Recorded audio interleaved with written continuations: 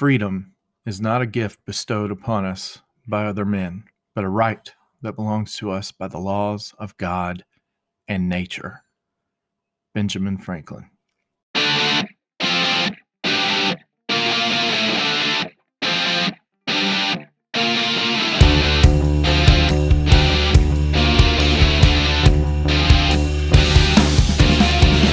You're listening to the Matt Gore Podcast, where freedom reigns. For now.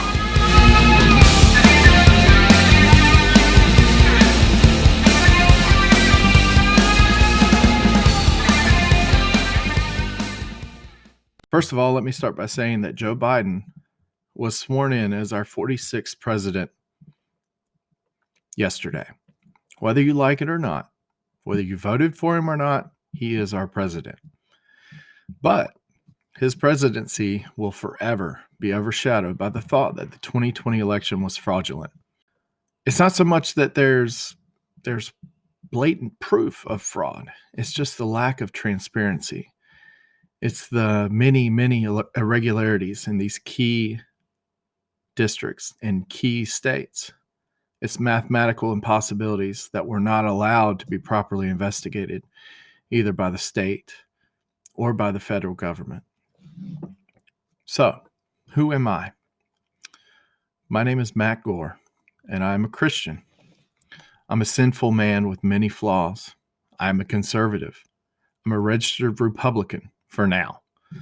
I don't know if that will be the case for much longer. I believe in the Bill of Rights and the entire Constitution. I believe in life at conception. I believe that our founders were great men. Were they perfect? No. Did some of them own slaves? Yes. But so did people all over the world at that time. In fact, there are people enslaved all over the world today. The founders set the groundwork for all people to be free and to be treated fairly. It took longer than it should have. It really did.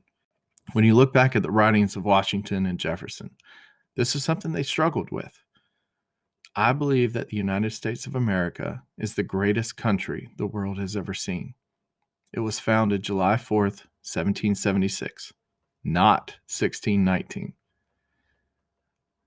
I voted for Donald Trump in 2016. I didn't want to. I supported Ted Cruz in the primaries. I did not believe Trump was going to do the things that he said he was going to do. Based on his record, I didn't believe he was any better than Clinton. But when Antonin Scalia died, I knew that I would have to vote for the Republican nominee. Now, I'm glad that I was wrong about Trump. He absolutely earned my vote in 2020. Is he brash? Sure. Does he always say the right thing? No. But look at his actions. Now that he lost, where do we go from here?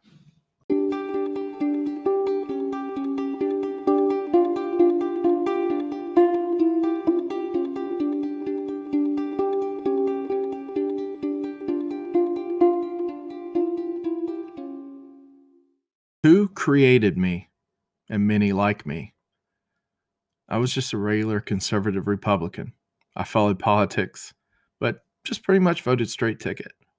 I saw how Trump was treated over the last 4 years. He was lied about in the media. He was investigated.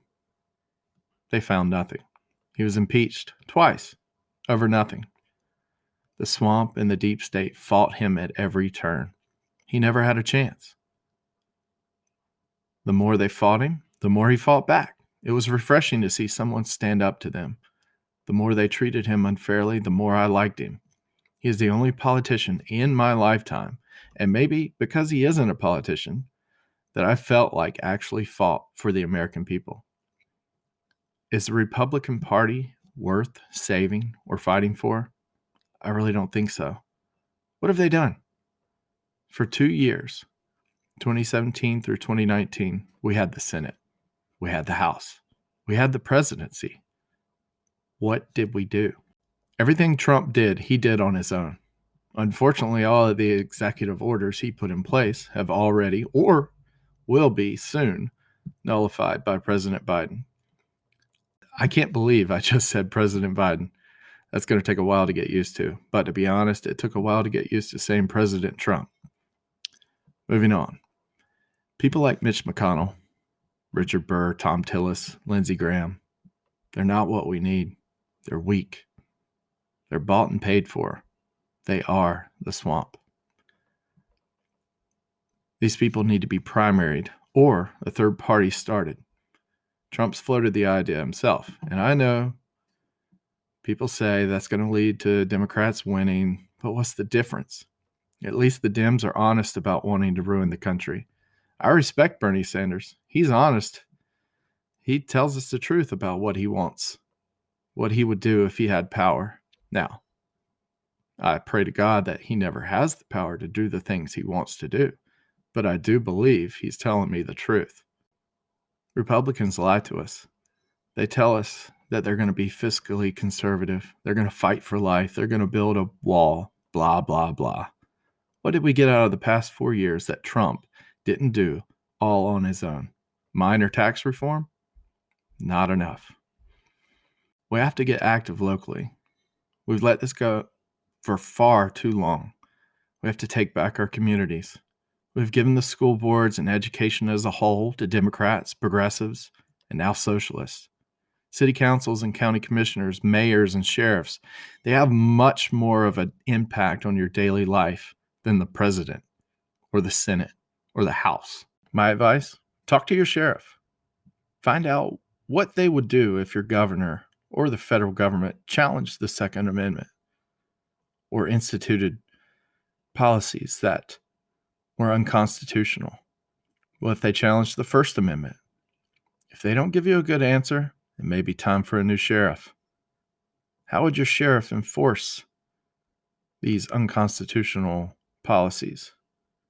How is your sheriff forcing unconstitutional stay-at-home mandates or mask mandates?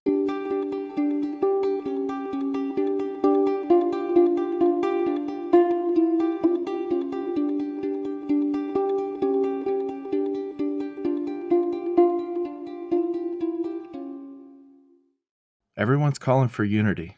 What does that actually mean? And what does the left mean when they say it? Unity is being together or at one with something or someone. It's the opposite of being divided. This is a word for togetherness or oneness. We are the United States, right? Does that mean we have to agree on everything? No. Civil discourse and debate is a good thing. You have good ideas and so do I. You also have bad ideas. I probably do too. If we talk about them, we can probably come up with something better. The left's use of the word unity means agree with me or be silenced. Toe the line or be deplatformed. Agree with us or have your business shut down. I have to be honest, I don't want to unite with that. Dissenting opinion with the mainstream is now hate speech. The left thinks that it's okay to deprogram or re-educate us. They think it's okay to cut off your access to banking or commerce if you have the wrong opinion on immigration or abortion or gender dysphoria, religion, sexuality. We are living through 1984, Animal Farm, Fahrenheit 451. It can't happen here. And possibly soon the Book of Revelations. The one thing the left and the right can agree on is Section 230. The right believes that tech companies like Facebook, Google, Amazon, and Apple have gone too far in censoring free speech and thought. The left believes that tech companies haven't gone far enough. Either way, 230 needs to go. I'm not going to go into details of Section 230 here, but you should do some research on it. I'll link an excellent video from the Dangerous, Very Bad, No Good PragerU in the description of this podcast, as well as other sources. The good news is that as soon as Biden was sworn in, Amazon had a great idea that apparently they didn't have over the past year. We can help now with the vaccine distribution. Just like Pfizer announced after Biden was declared the winner of the election that they had the vaccine. Just like Moderna announced a week later. Timing is everything, right? Oh, and don't forget the WHO. An hour after Biden was sworn in, the WHO announced that they had been testing and counting cases all wrong. Oops, our bad. Basically, it all boils down to we were using criteria for testing that was entirely too sensitive. Now, with the updated guidance, case numbers are guaranteed to plummet. Isn't that convenient? Like I said, timing is everything.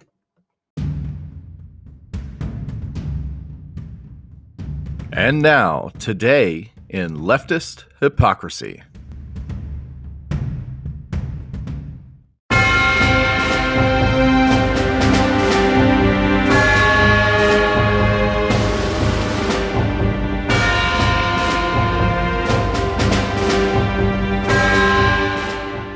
It didn't take long for Biden to break his own executive order requiring masks on all federal property. Just hours after signing the order, Biden visited the Lincoln Memorial, which, in case you were wondering, is federal property. And guess what? He wasn't wearing a mask. Unbelievable. Now, not to question President Biden's patriotism, but earlier in the day, he tweeted this: "Wearing masks isn't a partisan issue. It's a patriotic act that can save countless lives. That's why I signed an executive order today issuing a mask mandate on federal property. It's time to mask up, America." Thanks, President Biden.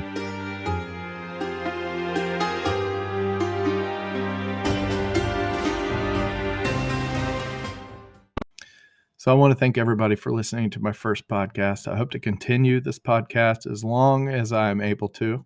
I want to use this platform to spread truth and inspire people to be active participants in our republic.